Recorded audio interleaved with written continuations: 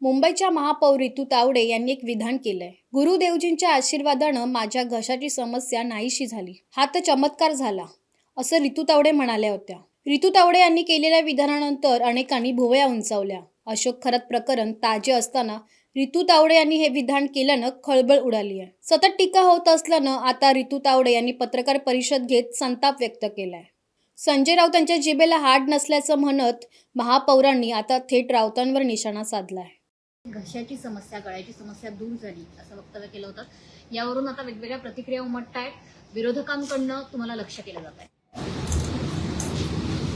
या ठिकाणी मी तुम्हाला सर्वांना तुमच्या प्रसार माध्यमांच्या माध्यमातून सांगू इच्छिते की काल राष्ट्रसंत परमपूज्य नम्रमुनी महाराज त्यांनी बोलवलेला अतिशय सुंदर असा मोठा कार्यक्रम आयोजित केला होता.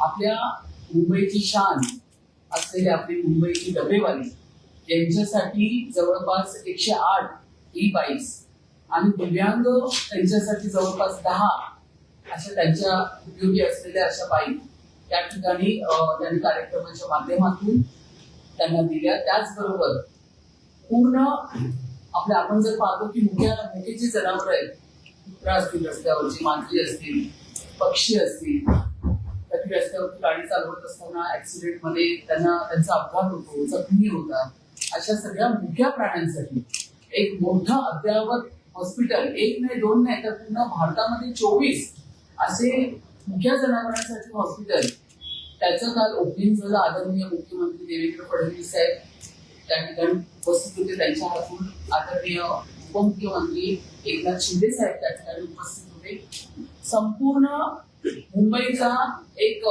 त्यांना मानणारा सगळा पूर्ण समाज, सगळे भक्त त्या ठिकाणी उपस्थित होते.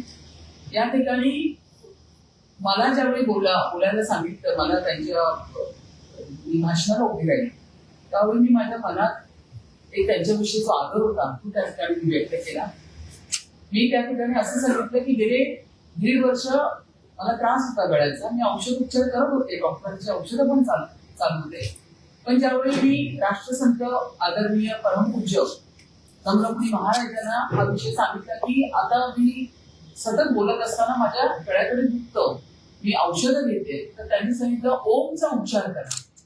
दीर्घ म्हणजे आपण उच्च कोटीचा जेव्हा ओमचा उच्चार करतो त्यावेळी आपल्या गळ्याला एक व्यायाम होतो, आराम पडतो. ते त्यांनी माझ्याकडनं करून घेतलं ओमचा उच्चार. त्या ठिकाणी आम्ही गुजरातला आदरणीय घाटकोपर पूर्वचे आमदार परागबाई शहा, आमच्या नगरसेविका राखीताई जाधव, धर्मेश गिरी आणि आम्ही गुजरातला आश्रम मध्ये त्यांचा आशीर्वाद घ्यायला गेलो होतो. त्यावेळी त्यांनी आमच्याकडनं ओमचा उच्चार करून घेतला आणि मी तो सातत्याने माझ्या घरी रोज उठून करते. आणि त्याचा परिणाम असा झाला की माझा गळा चांगला झाला. आज तुम्ही माझा आवाज बघताय तर मी ती भावना माझी व्यक्त केली. याच्यामध्ये कुठेही अंधश्रद्धेला प्रोत्साहन देण्याचं काम नव्हतं. स्वामी समर्थ महाराज, साईबाबा सगळ्या आम्ही भक्त आहोत. आदरणीय नम्रमुनीजी यांना आम्ही फॉलो करतोय. इतक्या मोठ्या संत नम्रमुनी महाराजांच्या बाबतीत मी घरी सुद्धा पोहोचले नाही तर अशा पद्धतीच्या न्यूज लावल्या गेल्या. अतिशय घाणेरडं, म्हणजे किळस वाटतोय मला या गोष्टीचा की तुम्ही कोणाबरोबर कोणाला जोडताय हा तरी विचार किमान प्रसार माध्यमांनी करायला पाहिजे. मला खरोखर वाईट वाटतं या गोष्टीचं. पूर्ण काल न्यूज मध्ये त्यांनी दिलेल्या 108 बाईकचा कुठेही उल्लेख नव्हता. त्यांनी दिलेले 4-10 दिव्यांग जणांना ज्या बाईक्स दिल्या त्याचा कुठेही उल्लेख नव्हता.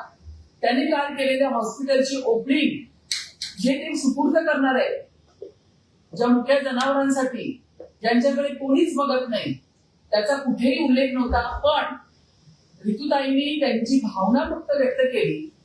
त्याबरोबर जे 27 आणि 20 पैसे घेऊन जे ट्रोल करतात, त्यांच्या घरातल्या आया बहिणी आहेत की नाही, अशा पद्धतीने तुम्ही ट्रोल करता. एखाद्या महिलेच्या बाबतीत कुठल्या खालच्या थराला तुम्ही जाऊन ट्रोलिंगची भाषा वापरता. माझा हा प्रश्न आहे. आणि ते जे आहेत उभाटाचे भोगे संजय राऊत, त्यांच्या तर काही जिभेला हाडच राहिलेलं नाहीये.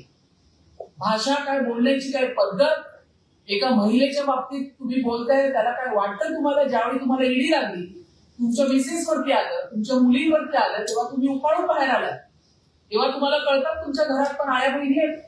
आणि तुम्ही एखाद्या महिलेच्या बाबतीत अशा पद्धतीचं स्टेटमेंट देता, जी त्यांनी आता दिलं. मला बोलताना पण लाज वाटते, कारण मी एका चांगल्या घरातली बाई आहे, सुशिक्षित घरातली, चांगल्या खानदानी घरातली महिला आहे मी. त्यांना काही उरलं नसेल, पण आम्हाला आजही मर्यादा आहेत बोलण्याच्या. तर अशा पद्धतीचं स्टेटमेंट, त्याचा मी पूर्ण निषेध करतो या ठिकाणी. खरात सारख्या माणसाबरोबर इतक्या मोठ्या व्यक्तींना अशा पद्धतीने जी त्या पद्धतीने प्रेझेंट केलंय, अरे त्या घरातला तर पाहिजे, अजूनपर्यंत तो जिवंतच कसा आहे याच मला आश्चर्य वाटतंय. इतक्या घाणेरड्या व्यक्तीबरोबर इतकं एक चांगलं काम करणारे इतके मोठे राष्ट्रसंत, तर या पद्धतीच्या स्टेटमेंटचा, या पद्धतीने ट्रोल केलेल्या सगळ्यांचा मी पूर्ण निषेध करत आहे. तुम्ही बोलल्यानंतर मंत्री मुद्दा प्रवर्तवला त्या ठिकाणी ते देखील असं म्हणते की साहेबांना देखील अशा प्रकारचा प्रत्यय आलाय. नगरसेविका होत्या, त्या महापौर झाल्या, गुरुजींच्या आशीर्वादामुळे हे शक्य झालं. अशा प्रकारचे जर मी वक्तव्य केलं, यामध्ये काही तथ्य आहे? नाही. या ठिकाणी मला माझं तिकीट त्यानंतर महापौर पद बसवणारे आमचे भारताचे पंतप्रधान आदरणीय नरेंद्र मोदी साहेब, त्यांचा आशीर्वाद, आणि या ठिकाणी आमच्या महाराष्ट्राचे, आमच्या लाडक्या बहिणीचे लाडके भाऊ, देवाभाऊ आदरणीय मुख्यमंत्री देवेंद्र फडणवीस साहेब यांच्याच आशीर्वादाने मी या ठिकाणी महापौर पदी बसलेली आणि माझ्या कर्तृत्वाने मी बसलेली. माझे कष्ट आहेत, माझी मेहनत आहे आणि माझं कर्तृत्व आहे, म्हणूनच मला या ठिकाणी महापौर पदी बसवली. राजकीय विरोधक पण टीका करत आहेत, पण समाज माध्यमांवर अनेक जण व्यक्त होत आहेत, त्यात अनेक वैचारिक गोष्टी लोक म्हणतात की अंधश्रद्धा पसरवण्याचं काम महापौर. अंधश्रद्धेचा हा विषयच नाहीये, हा श्रद्धेचा विषय. पुन्हा मी तुम्हाला सांगते, अंधश्रद्धा ती जी तुम्ही बघताय इतके दिवस घराच्या माध्यमातून, हा श्रद्धेचा विषय. मी फॉलो करते नम्र गुरुजींना, तो श्रद्धेचा विषय. या ठिकाणी अंधश्रद्धा आली कुठून? मी फक्त हेच बोलून दाखवलं की त्यांनी माझ्याकडनं, माझ्या स्टेटमेंट मध्ये ओम राहिला असेल, पण ओमचा उच्चार त्यांनी मला शिकवला. ओम कसं घ्यायचं, त्या पद्धतीने ओम घे ना. हिंदू धर्माचं तर हिंदू धर्म आहे ओम वरती आहे, पूर्ण ब्रह्मांड ओम वरती आहे. त्यांनी सांगितलं काही ओमचा उच्चार करा. तुम्ही राजकारणातल्या काम करणाऱ्या महिला आहे, सातत्याने तुम्हाला माईक मध्ये, सातत्याने सभागृहात, सातत्याने मीडिया समोर बोलावं लागतं. तुमचा आवाज चांगला असणं, खणखणीत असणं फार गरजेचं आहे. आणि म्हणूनच मी त्या ठिकाणी ते बोलले की श्रद्धा, त्यांचा आशीर्वाद मला मिळाला. आणि खरंच गेली 1.5 वर्ष मी सफर करत होते घशामुळे, तो माझा घसा आज क्लिअर झाला. अशाच तुम्ही एका धर्मगुरूंबद्दल आदराने बोलतात आणि त्यांचा आशीर्वादाने तुम्ही आजपर्यंत काम करत असं म्हणतात. असेच एक धर्मगुरू काल दादरमध्ये म्हणताना म्हणाले आहे की ताराराणी ज्या आहेत त्या जैन धर्मी आहेत, त्या मराठी नाहीये. मराठी, मला याविषयी काही माहित नाहीये, मी माहिती घेऊन बोलेल. मला तरी याविषयी काही माहिती नाही. आता याच महत्वाची बैठक तुम्ही महापौर केबिन मध्ये घेतलेली होती. महापालिकेची जी आरक्षणं आहेत त्यांच्या संदर्भातली ही बैठक, कोणकोणत्या महत्वाच्या जागा आता महापालिका ताब्यात घेण्याचा प्रयत्न करते आणि वाढीव FSIच्या संदर्भात काही पॉलिसी डिसिजन आपण घेतोय, ते काय आहे?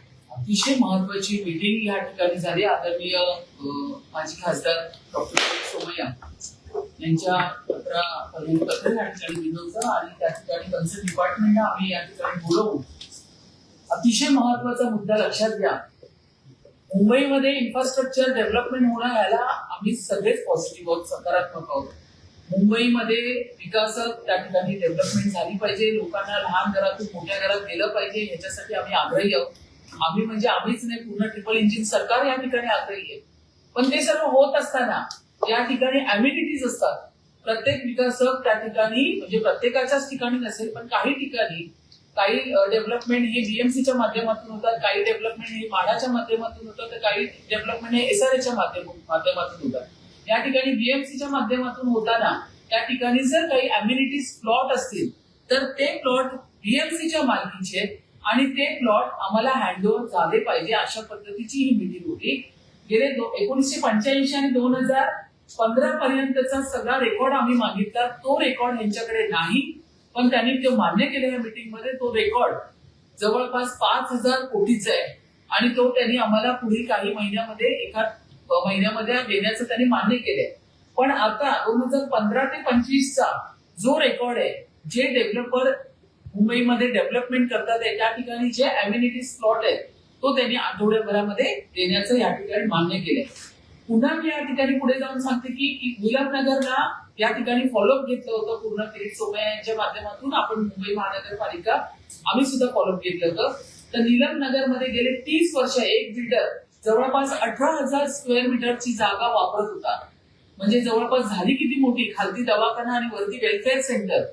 ते आता ह्या पद्धतीने फॉलोअप घेऊन आपण ते महानगरपालिकेला हँडओव्हर केलेले आहे. उदाहरण नंबर 1 ही सुरुवात केलेली आहे. पुन्हा एकदा तुम्हाला सांगते, डेव्हलपमेंटला विरोध नाही, मुंबईच्या विकासाला विरोध नाही. मुंबईचा विकास हा झालाच पाहिजे. मुंबईकर हे मोठ्या फ्लॅटमध्ये मोठ्या घरांमध्ये गेलेच पाहिजे. पण ते करत असताना विकासकांनी त्या ठिकाणी जे आमचे मालकीचे अम्युनिटीज प्लॉट आहेत ते आम्हाला दिले पाहिजे. मग काही ठिकाणी शाळा आहेत, काही ठिकाणी वेलफेअर सेंटर आहेत, ते जे ते गिळंकृत करायचं बघतात आहे या ठिकाणी ते आम्ही होऊ देणार नाही.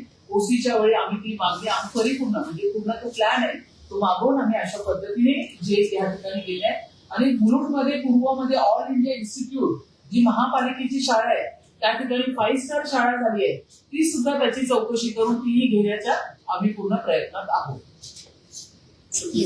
अजून एक विषय जन्म प्रमाणपत्र घोटाळा, जो वारंवार याची मीटिंग आम्ही प्रत्येक महिन्याला रिव्ह्यू मीटिंग घेतोय.